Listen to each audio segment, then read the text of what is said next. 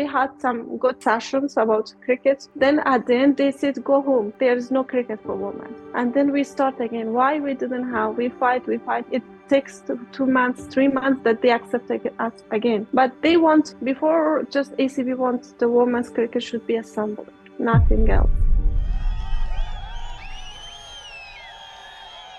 Cricket has emerged as a significant source of happiness and national pride for Afghanistan. And as wholesome as that is, it does not take away from the fact that Afghanistan remains the only ICC full member country with no women's team. I know what you're thinking. Women are not even allowed to speak in public and you expect them to play sports? Well, let's go back a little. Is Taliban the only reason why Afghanistan does not have a women's team? I don't think so. So the Taliban officially took over in 2021, but what was ACB doing before that when it had over a decade to work on developing women's cricket? So the first Afghanistan women's cricket team was formed in 2010 and then disbanded in 2014, but it never played in any ICC recognized fixtures or competitions during that period.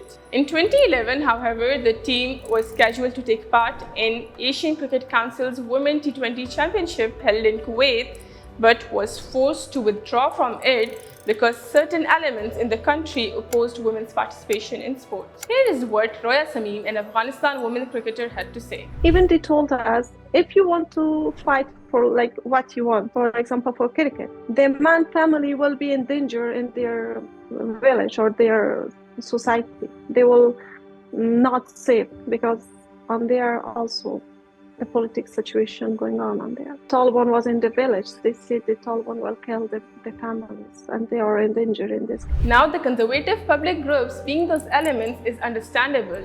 But is it justified if they exist in ACB and men's cricket team? It was just symbolic, the teams. And they didn't want to, in ACB, even ECB didn't want to have a team. And everything was like symbolic. It was something like, I have to tell you, I'm really sorry. It is something true. And there was many main team, they didn't want women to play cricket. Some of them, like not all of them, yeah, even them, but not all of them. Fast forward 2017, Afghanistan was awarded a full member status by International Cricket Council despite not fulfilling its criteria.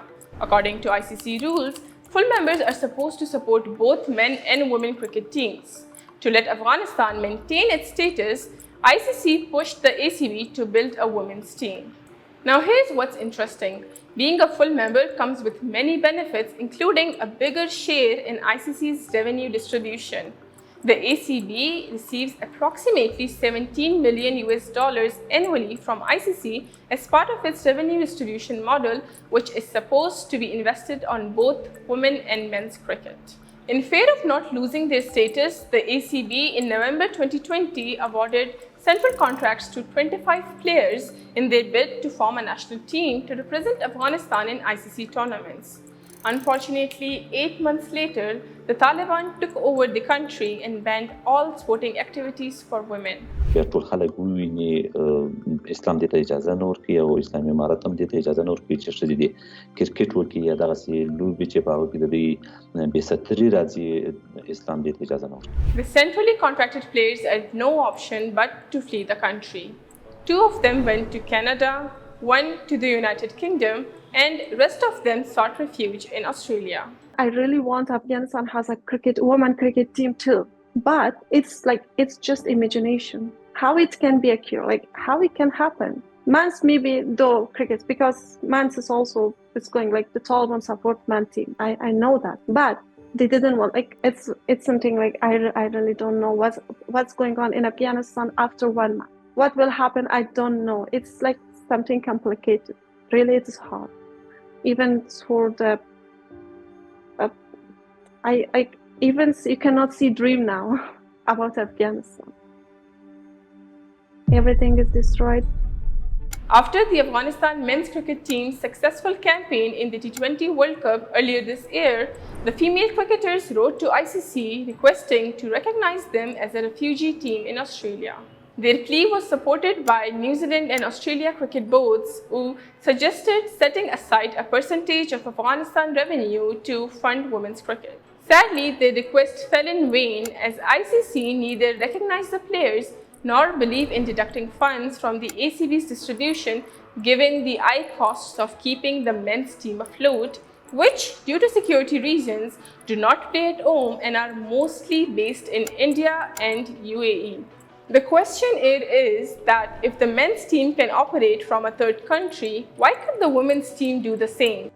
Is ACB really afraid of the Taliban government or using it as a perfect cover for its own regressive policies, all the while enjoying the benefits that come with being a full member of International Cricket Council? Something for the governing body to think about.